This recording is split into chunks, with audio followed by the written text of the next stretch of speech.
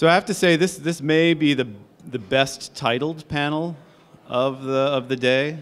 So hopefully they can all live up to their title. I think what you can expect from Paul, who we work with quite a bit at Passcode, one of the brightest and sharpest thinkers when it comes to writing and covering security matters.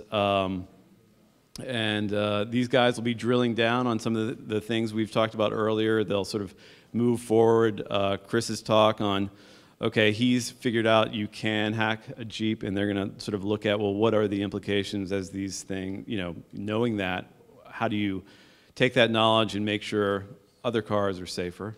I'm not sure how they can compare, though, on their jump roping skills, so they can talk about that if they can beat Chris. But anyways, here's Paul, and I'll let him introduce the panel. Thanks very much. Thank you. Oh, come on up, guys. Come on up. Thanks for that introduction. My first editor, Elizabeth Heichler, is in the audience, so she'll tell you that I'm 90% headline, 10% substance as a journalist. So thank you very much. This is our morning panel. Java is my co-pilot, security and connected vehicles. And just to, why don't we all take a seat, introduce who we've got on the panel. To my immediate left is Josh Corman, who is the Chief Technology Officer at the firm Sonatype, and also co-founder of I Am the Cavalry, which is kind of a nonprofit group, and we'll actually be talking a little bit about what Cavalry does, but some of you may be familiar with them. To Josh's left, William Whyte, who is a senior scientist at the firm Security Innovation, a recognized expert on security, particularly in regards to connected vehicles. And right next to William, Chris Poulin, who's a research strategist at IBM's X-Force, another security and connected vehicles, M2M, machine-to-machine, and IoT expert, doing a lot of work at research at IBM right now, taking a look at IoT and connected cars. So Java is my co-pilot. I think the idea really was we've had two conversations today regarding connected vehicles, regarding connected devices, IoT devices, and then a presentation on car hacking and connected vehicle security. Both the policy side and the sort of practical security researcher's perspective. I think this panel is an opportunity to kind of tie them together. So I wanted to start off maybe just by going to my panel and, in a sense, getting an idea of context about sort of how we got to where we are today, where we've had a sort of wireless software-based attack against a connected car, and pose to my panelists the question, cars have been running software, have had software on board for decades, really. How did we get to a place in 2015 where that software is vulnerable to remote attacks? How did this happen? And Josh, I'll start with you. So we all agree we're going to try to have really fast answers. We're going to try. I think one of the things is, yeah, software is not new, but I think when no one was paying attention, we're over 100 million lines of code on some of these vehicles and climbing. And as we know from computer science, there's a certain defect rate per 1,000 lines of code. More code, more problems. It's really that simple. That alone isn't enough to cause the fire. It's that we're also adding a lot of remote connectivity. So whether it's Bluetooth, near field, GPRS, 4G LTE Wi-Fi hotspot standard in all Chevy vehicles, the number and type and range of remote access technologies is really what changed the equation significantly. And this includes OBD2 ports that have a ton of functionality in whatever chips you want to do, because then they have unfettered access to the CAN bus upon which they sit. So you can even take an unhackable vehicle from your 1997 Civic and plug in an OBD2 port, and now you have a hackable vehicle. So we really weren't paying attention, and now we're in a highly prone state for the next several years. OBD is onboard diagnostic. It's that little port under the... It's what helps you do emissions tests. Right, right. And, I mean, just picking up on that, yeah, there's 100 million lines of code, and many of those millions of lines of code were written before the cars were networked at all. And when you're coming from an Internet of Things perspective, small devices, often cheap devices, often devices that have short lifetimes, the design life cycles, the product life cycles in the automotive industry are just completely different from consumer electronics. And once you've got a system on the road that works, the wheels keep going around, it goes in the direction you point the steering wheel, yeah, there's a lot of incentives not to change that. So we've ended up with a lot of code that works really well when it's not on the network, and suddenly it's on the network, and transitioning from the code that worked fine when it was isolated to code that doesn't work very well at all in a hostile environment, while at the same time keeping these massive companies productive and occasionally profitable. That's a real challenge.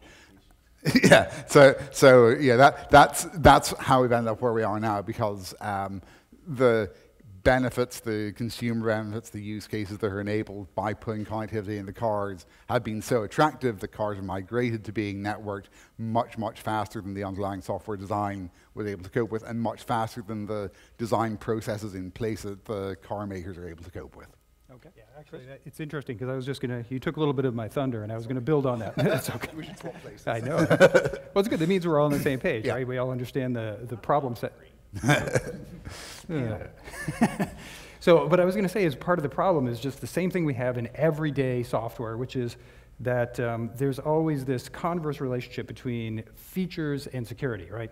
So, in one hand, we've built these things so that CAN buses, the critical control systems, are accessible to the frame systems, things that control the windows that are accessible to the entertainment system.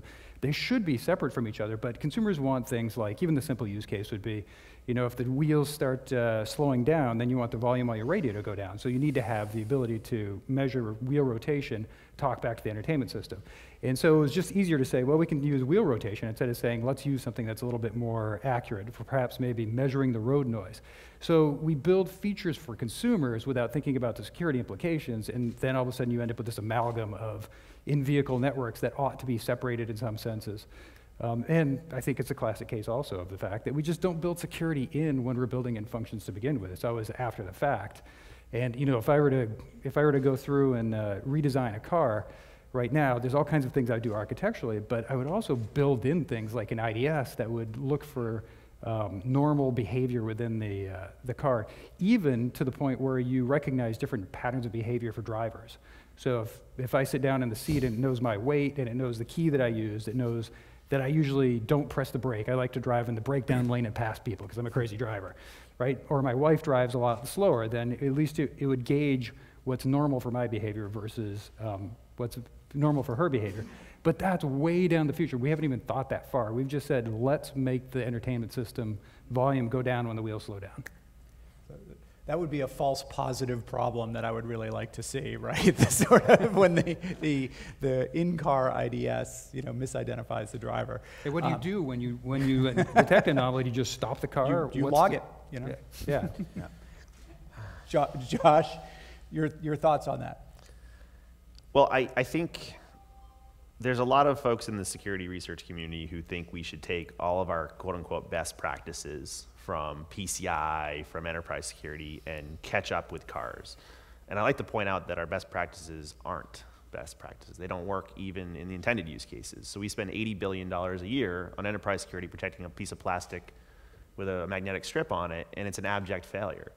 And the reason it's okay is because a 4% annualized fraud rate is acceptable loss. So I want to ask the audience, is a 4% incremental death toll in automobiles also an acceptable loss? We're not spending $80 billion on aftermarket security. As an analyst, we both worked at 451. There are 160 product categories with their own compound annual growth rates. I hope we don't have 160 product categories for car security. If I have to buy an antivirus every time I buy a car, I'm going to throw up. So there's something in between, but I would like to suggest that because the consequences of failure are mortal, because the consequences of failure are life and limb, we shouldn't simply aim to be as crappy as enterprise security. We should really be thinking about really defensible hardened designs, segmentation isolation. We really, this is the forcing function we needed to really think about what first principles drive more defensible secure outcomes and start there, as opposed to like just try a whole bunch of stuff and hope for the best. Yeah, I think you're right. We should not have an aftermarket. We will have an aftermarket. For antivirus and stuff to stick in your car to protect yourself. I do think that it falls on the makers of all IoT devices to build security in. And by the way, when I said IDS, I did not mean take your IDS from your network, IT network security. I mean that auto manufacturers know what behaviors, they know what CAN bus interactions ought to be, so they should build something in there that defends against misuse. IDS is just a normal term that we all understand. I have to say I get uncomfortable when you say we shouldn't have an aftermarket, because the alternative to having an aftermarket is getting it right first time.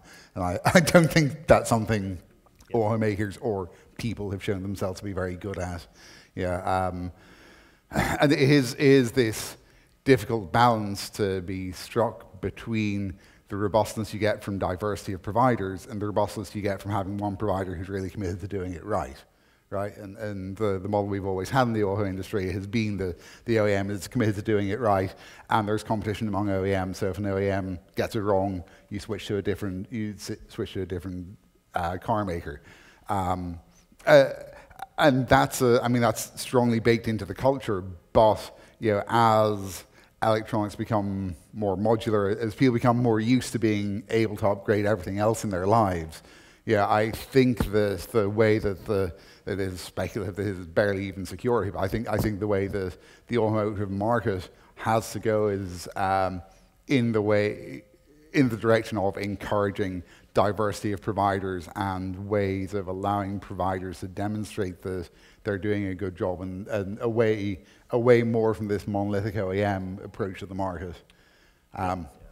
I think it's a shared responsibility, just like most things, but we should very deliberately and very promptly define who owns which parts of the problem. So I look at the car OEMs, the car manufacturers themselves, as almost the operating system provider. Yep. And the operating system has to be capable of being instrumented and defended and responding to failure and noticing failure.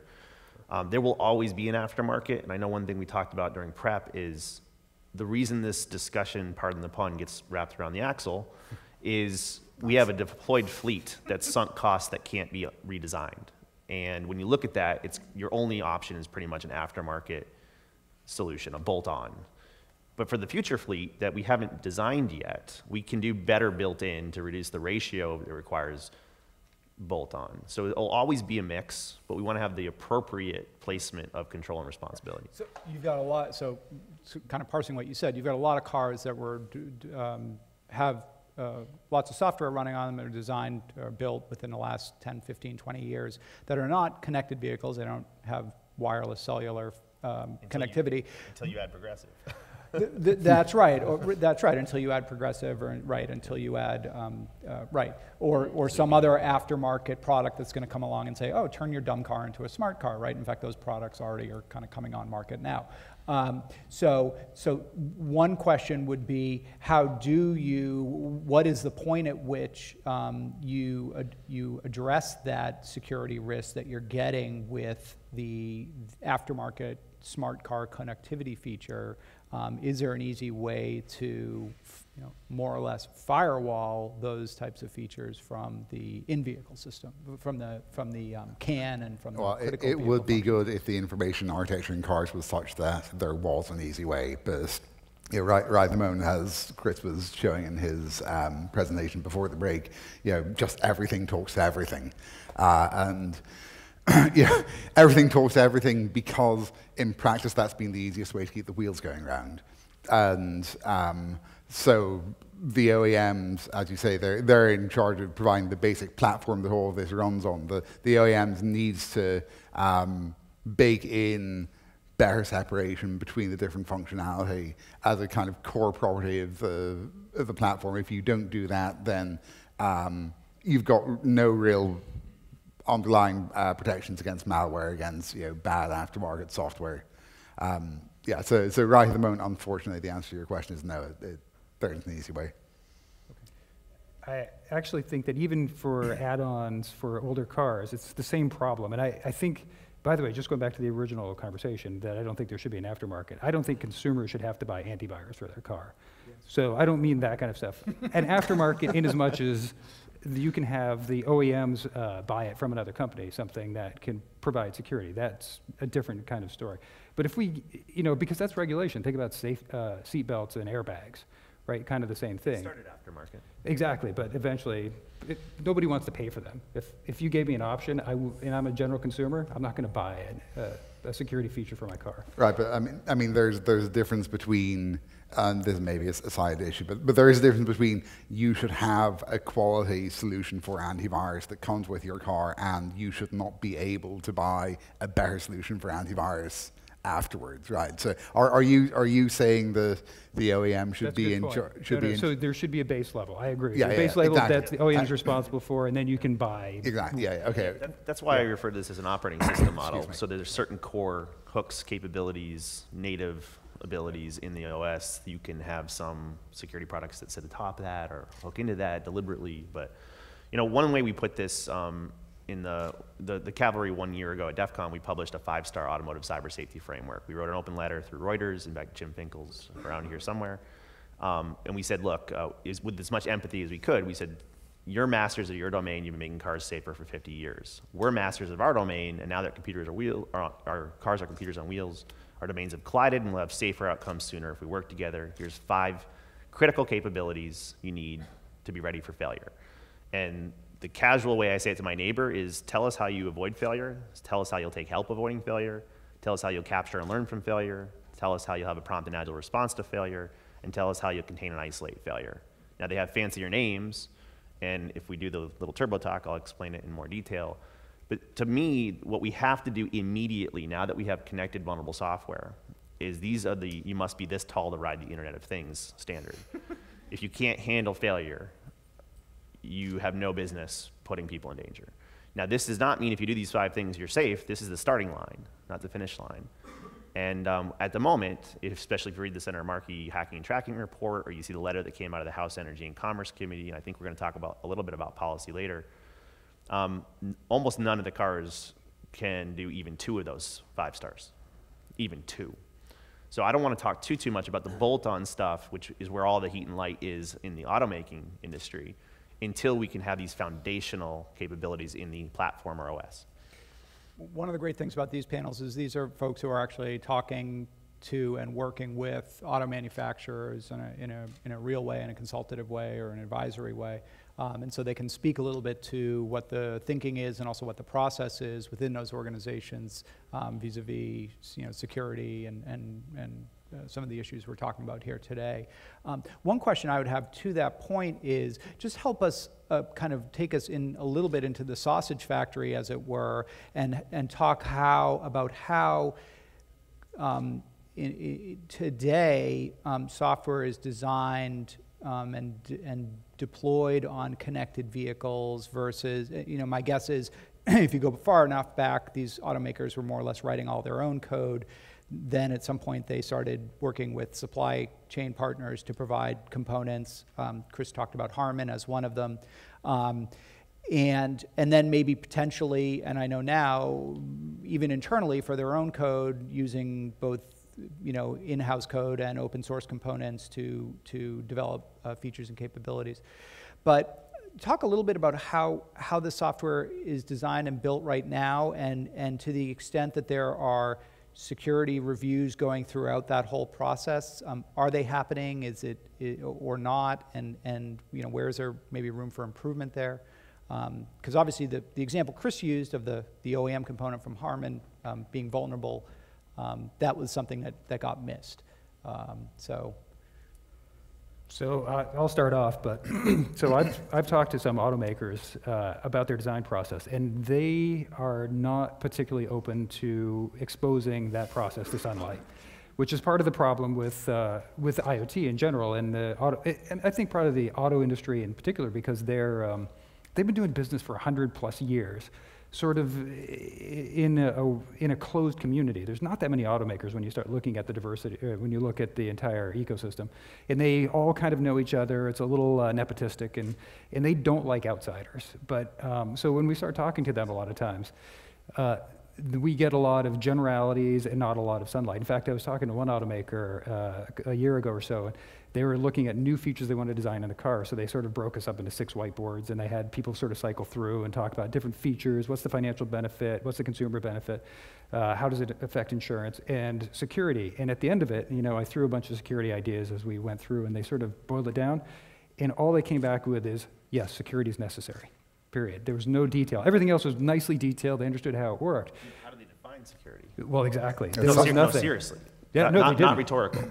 There's nothing. And I gave them a bunch of detail, and they came back with, we need to design security in. Yes, we need, it's that thing we need. I found, in my experience, we've been working heavily with most of the supply chain, is when you say security, they hear privacy. Right. And when you say safety, they hear validation of intended physical use. And guess what? All cyber safety is misuse, abuse, outside intended use. So there's a huge chasm in between the mental model of confidentiality and privacy and intended validated physical use. And all the stuff that scares the bejesus out of me is right here, and it's mostly ignored. So can we come up with a definition that they could use? Well, I think Josh did, and the other thing that's nice about the 5-star approach is that it's not prescriptive in terms of actual mechanisms, techniques you need to use, but it's almost a process of mindfulness about things you need to bear in mind as you're developing your system. And when we say we need security, what we actually mean is whenever you're building something, you need to be thinking about these 5 things, each of which is a variation on what happens if this goes wrong. And All systems fail. all right? systems fail. So if all systems fail is star 0, these are how you're ready for it. Right? Yeah, and so, but may I put a bit more meat on the bones of the OEM software development? Although, of course, as Chris was saying, they are very close-lipped about exactly what goes on. But the interesting thing about the car industry is it's extremely hierarchical from the point of view of the supply chain. The OEMs acquire devices from tier 1s, the tier 1s acquire devices from tier 2s.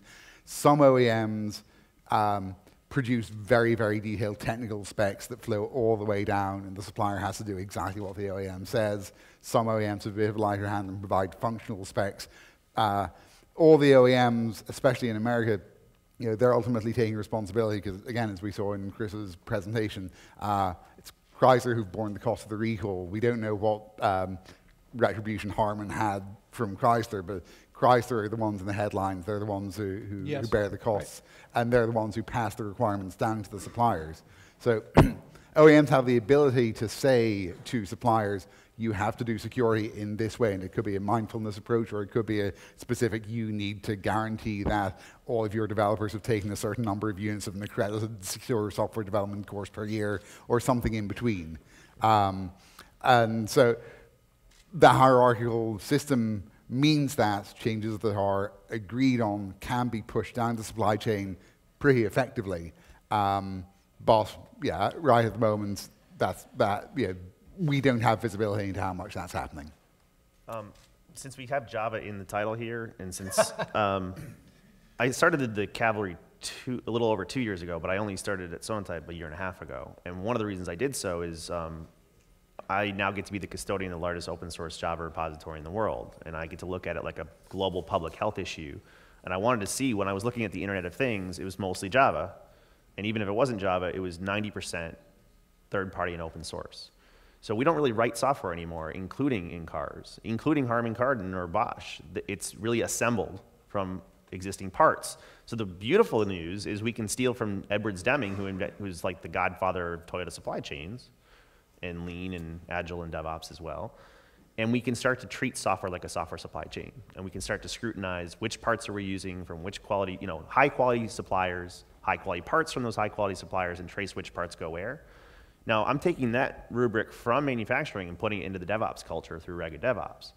That's my day job. But the way that we're working this into the automotive industry as well is the scary, scary news, and we don't go, pounding our chests at DEF CON about this, but we keep finding known vulnerable open source code in remote attack surfaces of most tier 1 suppliers in the automotive industry in the field that are prone and unpatchable.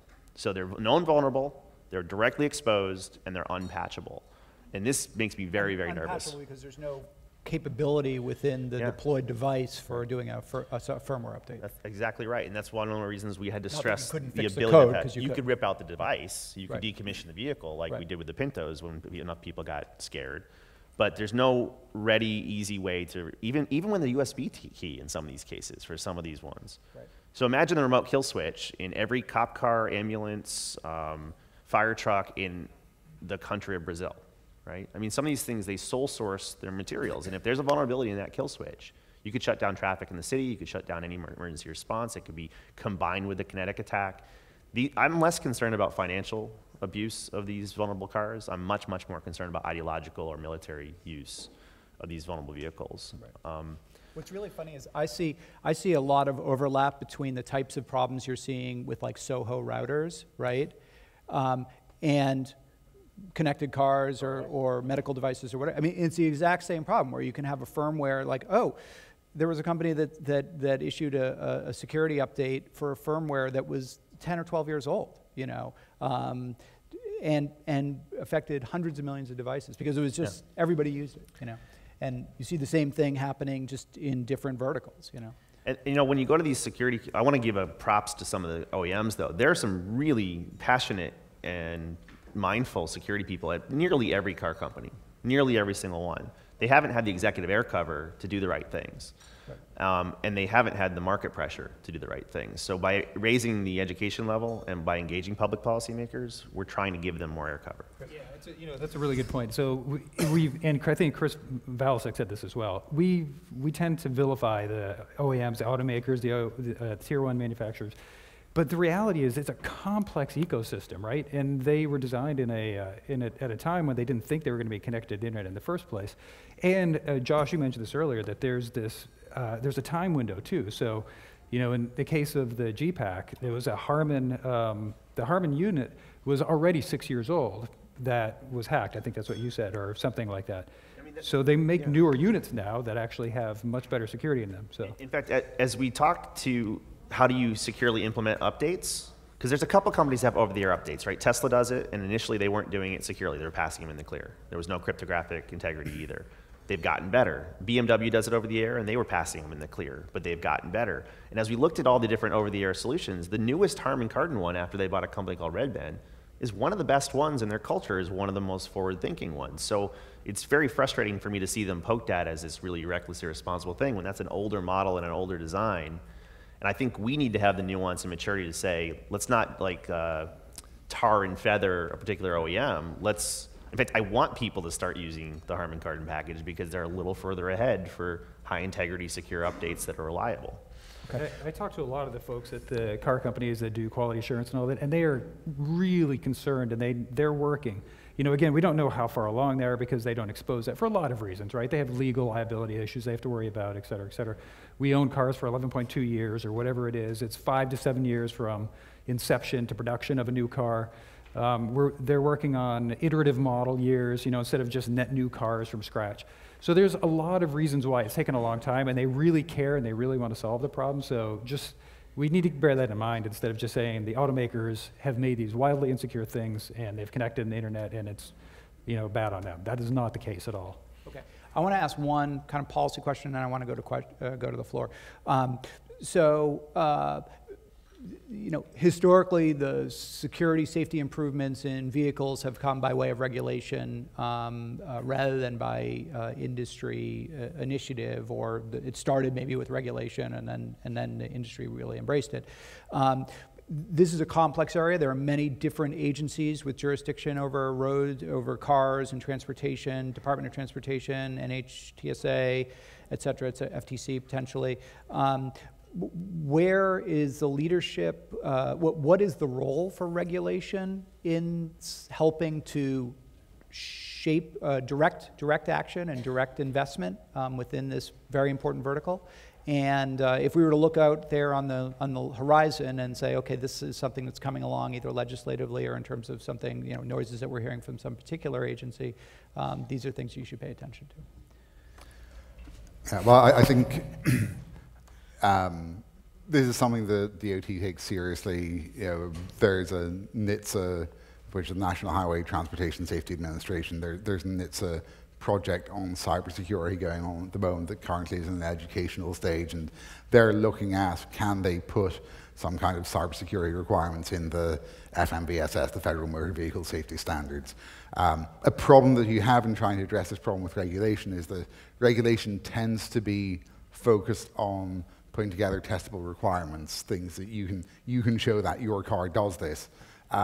While for security, we've been talking, it's more about design philosophy and showing that your car defeats a set of known attacks is straightforward to do but unhelpful. Showing that your car was designed a particular way that minimizes the risk of as yet undiscovered attacks is very difficult to do, and it's virtually impossible to write in a regulation because regulation needs to set a level playing field that everyone's developing to. But that's really what we want people to do. So that's something that I know the NHTSA and the guys from Volpe and everyone are really wrestling with at the moment. That clearly something needs to be done to improve the landscape, but what can be done with the tools that government has at its disposal is yet to be determined. I'll be as quick as possible on this. The initial leadership attempt is right here from Senator Markey in Massachusetts and Senator Blumenthal, Connecticut, and they did a report on hacking and tracking in February. It's been followed up with a bill called the Car Spy Act instead of the Spy Car Act. It's got some good parts, it's got some problematic parts. If legislation ends up looking like PCI and it's a checklist of very brittle prescriptive inputs as opposed to measuring capacities or outputs, it could be very, very bad, and right now a lot of it's open to interpretation by NHTSA. I am more encouraged that the House side is doing, they just put out a letter of questions that highly resembles the 5-star, but they added really cool stuff in there as well, like, do you have a security officer responsible for cyber safety? So a belly button who can get fired is not a bad idea. So whether it's also not partisan, so the Senate committee that Markey feeds into, they don't love the bill either, but what they did say is we have to act before something really bad happens. And they had a very strong economic case. They said, Josh, the automotive industry is a double-digit part of the US economy, and any crisis of confidence in the public in buying new cars or trusting their current cars would have a material impact on GDP.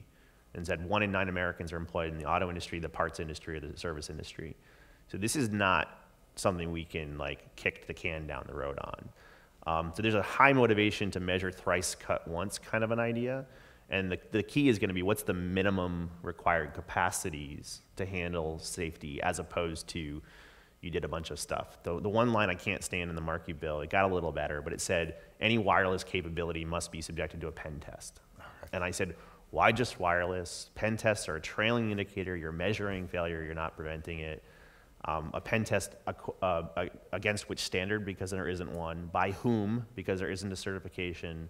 And what do you do with the residuals? Because I seldom see a pen test that doesn't find something. So there's a lot of stuff that has to get worked out, but I think everybody in this room that hasn't read it should read it and comment on it and meet with Markey's team on it, because if we don't make the bills better, we're going to suffer with the unintended consequences of malformed ones. And I think also just to pick up on that one, given that the auto industry is such a large part of the economy, one thing we also need to be very careful about is putting enormously expensive measures in place that raise the cost of cars so that people don't want to buy them anymore. I'll push back on that a tad, and then we'll go to questions, obviously. But what I keep hearing from the automakers is they have no problem doing these things. They just don't want to be the only one doing it. So if there's a level playing field where everybody's got to do this, that's fine. They don't want to be punished for taking safety more seriously. And that's probably one of the reasons you needed laws to actually put seatbelts in the first place. Yeah, and that's fair. But again, it speaks towards the type of regulation that we need, and it needs to be regulation that's focused on what's actually necessary and what can be put in place in a relatively light way, as opposed to requiring you to run a set of brittle, expensive tests that don't even get you what you want. Okay. We have time for a couple questions. Emphasis on couple. Yes. One up here as well. But that and then her. Yep. Ready, Mike. So you made a comment about 4% fraud rate. But I'm going to act as the C-level person at an auto company, and you're going to come to me with, and you're talking about the no detail, you're going to come to me with a vulnerability. I'm going to ask you to quantify that risk to me, because the brake guy is going to tell me we have X number of failures per activities, and that's going to cause this number of accidents. How do you quantify the risk of a vulnerability so I know whether that's worth the implementation or not? Well, I don't think anybody suggested we stop doing risk analysis. I think they're not robustly collecting inputs to do the math. And what they can't calculate is probability of exploitation, but what they can do, especially because these things are, when you have a flaw, it's not like a 1% of these might break. When you have a flaw, it's a class break. So you're really trying to calculate what's the odds of someone exploiting it. And then what Chrysler found out the hard way is they know how to do the math on recalls. There's a fixed rate times the number of vehicles to notify, to repair.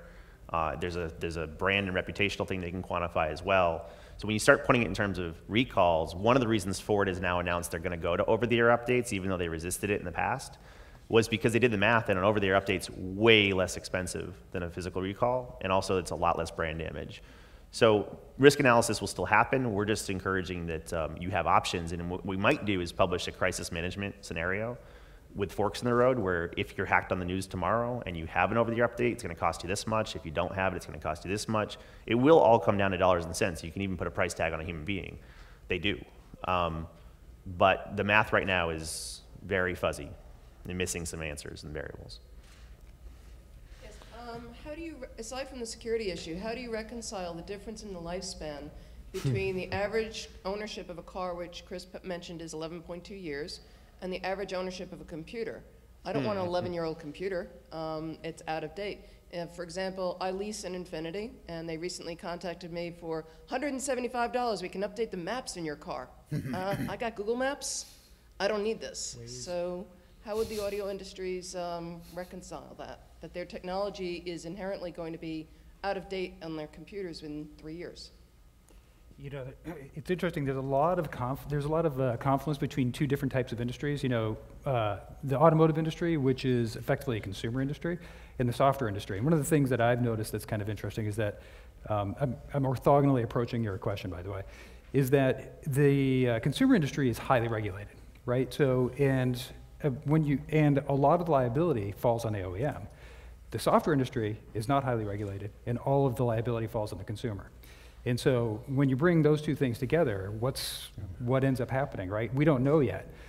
So the same thing is it's hard to make a comparison between commodity-based computers that consumers use and vehicles, because you're right, they are starting to look like computers in there. But there are a couple things. One, it's either going to generate a refresh of vehicles more quickly, which actually is good for the automakers, right? Because you want the newest thing. Incidentally, I have an 11-year-old car. I have no connectivity at all. I want it, but it just happens to be that I don't want to spend another 85 grand for another car at this point. So I'm waiting for Tesla to come out with Model 3 or something like that. Is really what it boils down to. So, but then there's going to be the people who want it now, and they're going to refresh it a lot quicker. And I think that's how they get newer features. But the reality is that the auto industry and a lot of the consumer-based industries understand how to support things for a long lifespan. The computers that go into them are going to, as they become more and more commodity-based ones, not things that come from tier 1 suppliers who understand that support life cycle, are going to have to start to adopt that at some point for that very reason. Just looking at a policy lawyer in the room who knows cyber security. There's a lot of chatter that the thing that might finally introduce the completely absent software liability regime could be, the first kid getting run over by a self-driving car or the first software failure, because we really do have a true mashup between bits and bytes and flesh and blood now. We're kind of waiting for that trigger moment, and no one likes it because it'll be ugly and messy in the transition. But the ultimate end state is you should really put the liability and burden on the people who are in the best possible position to avoid it. And we do that in every single other aspect of your life. Doing that right now would be highly disruptive. So a lot of the policy things as intermediary steps, I know I'm helping with one particular piece of legislation that doesn't sound like it's car related, but in 30 seconds or less, it's called the Cyber Supply Chain Transparency Act. And it says any goods sold to the federal government, that includes cars, and medical devices, must provide a bill of materials of the third-party and open source parts used in its construction with their version numbers. Number 2, that list should not contain known CVEs in the NIST database without a justification. And number 3 is they must be patchable because future failure is inevitable. So something like that isn't liability. And if the liability does come and you've made patches available, then your burden and scope of risk ends when your customer failed to apply it. So it's a really scary chasm between current state and desired state, and we've got to be aggressively pushing steps and building that bridge from here to there. That's true, but going back to the lifespan for a second, just because, so I agree with everything you say, but it's going to be a different paradigm for companies like Apple and Android who provide some of the head unit software, right? So they're not used to long life cycles for hardware and software. They're used to quick refreshes. And you might be able to refresh the software for a certain period, but what if the hardware no longer supports, the next, whatever's past ice cream sandwich or whatever's current? So how do they get to that state? And that's where they're going to have to adopt a 15 to 20 year life cycle for support for these things. Unfortunately, I think we're going to have to end it with that. We're running over, but big hand for this panel, which did a great job.